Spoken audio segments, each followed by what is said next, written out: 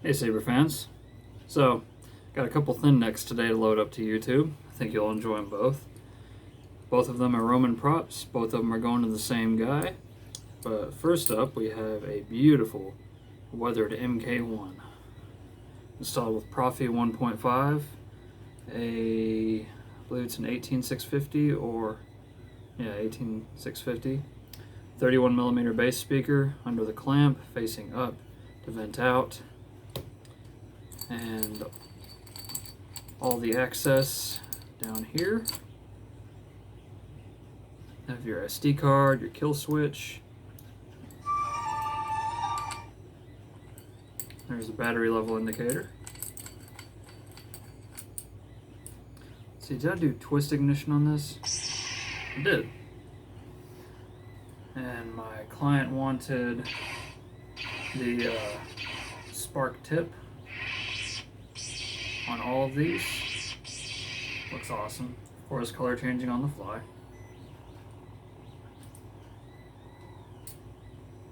Let's get this back to blue since it's an OB1 font.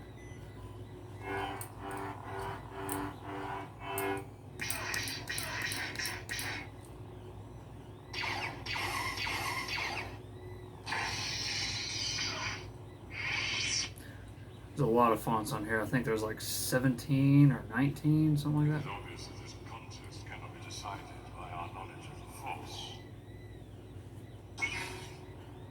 Oh, that beautiful red.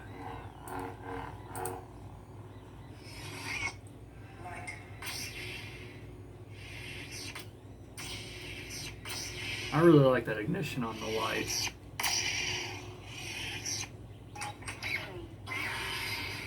Beautiful snap hiss ignition. I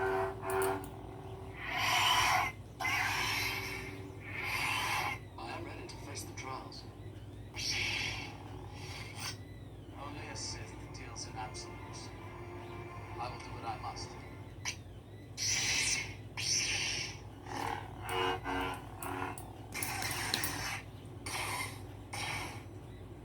Sith Lords are our specialty. That lightsaber. Lord Vader, the force is with Ben Solo. I like the ignition on this one. It's fantastic.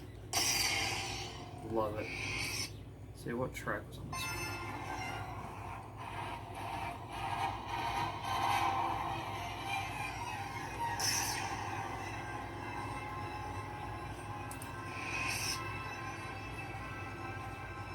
Anakin Skywalker.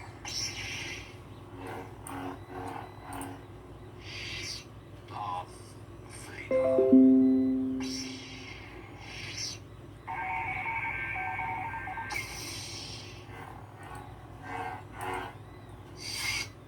Obi-Wan Kenobi.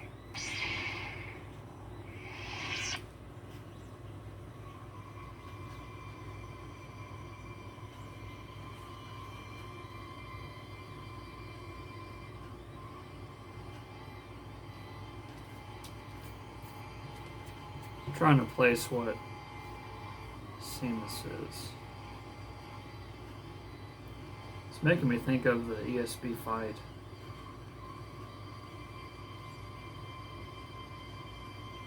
That eerie.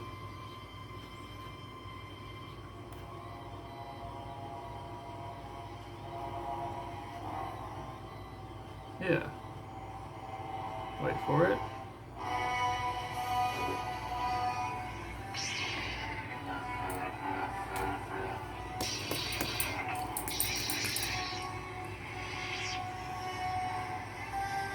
The balance. I love balance. I've always loved the balance. Such a good ignition.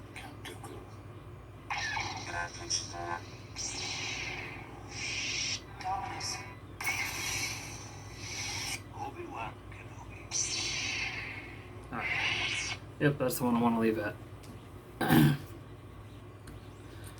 So, of course, anybody who's familiar with my work knows that I firmly believe in recessed blade PCBs because a lot of hilts are not set up for standard blade PCBs like this.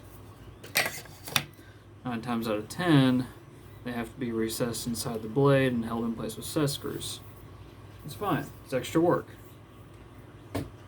That's fine. It's just, I would like to see those done away with one day. That way it could be universal across the board. But good feedback on the switches.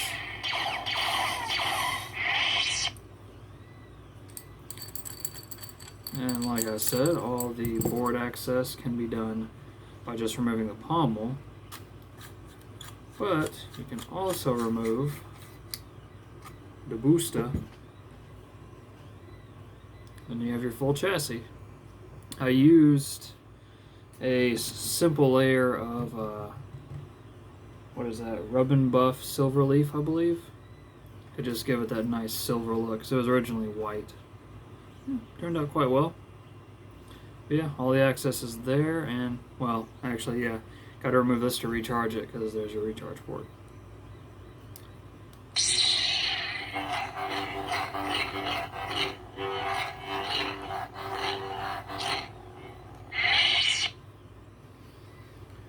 Yeah, there's little to no sound venting on this. And actually,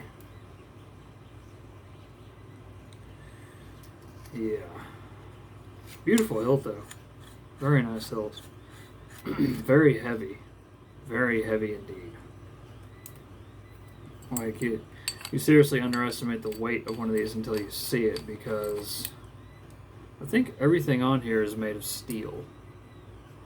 Except the wind vane. I think the wind vane is brass, which brass is already heavy, but I think everything on here is made of steel. Well, and the heatsink cup, of course.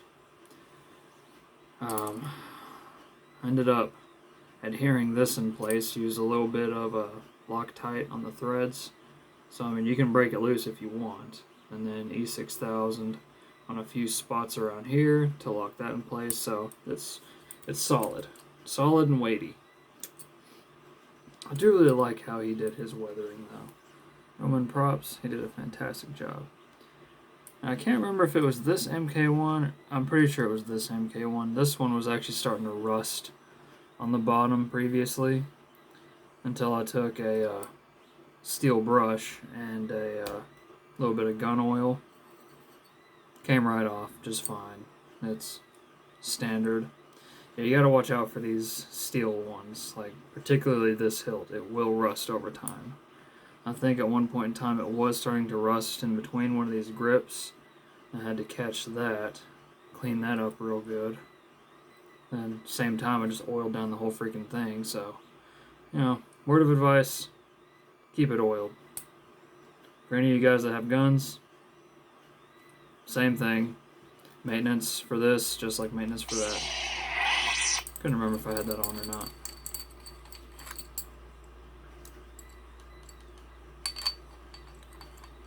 Yeah, it takes a little bit of work to get these tactile switches to give good feedback on these. You can hear the activation really well. Bottom, you already seen, works really well. Oh, I think that's about it.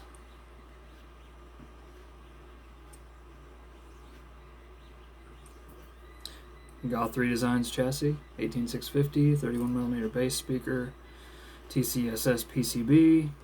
Now actually, that is one of the things I'll bring up, because the other hilt that is a part of this, I was hoping, and I pulled it off, I was hoping that I could do a similar method in between both of these. So, going to the same guy, I was hoping that I could use one NeoPixel blade for both hilts.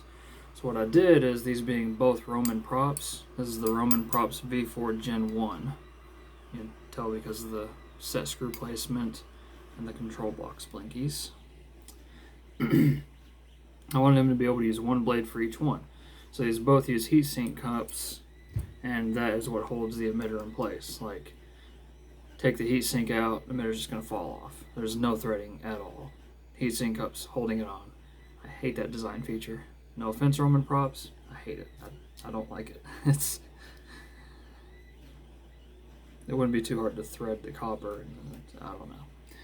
But I wanted to be able to use the same for each one, so what I did was I sanded, which one did I sand? This one. You can barely tell the difference. So I sanded this to the exact same height as that heatsink cup. So now, instead of having to make 2 blades, I only had to make 1. If the customer wanted to, then I would have given him that, but you know, his choice. Plus, who doesn't get excited whenever they know their sabers are coming back? I mean, really. Well, that's the MK1 video. I'm gonna make this V4 video, and I hope you enjoyed. Till next time, may the force be with you always.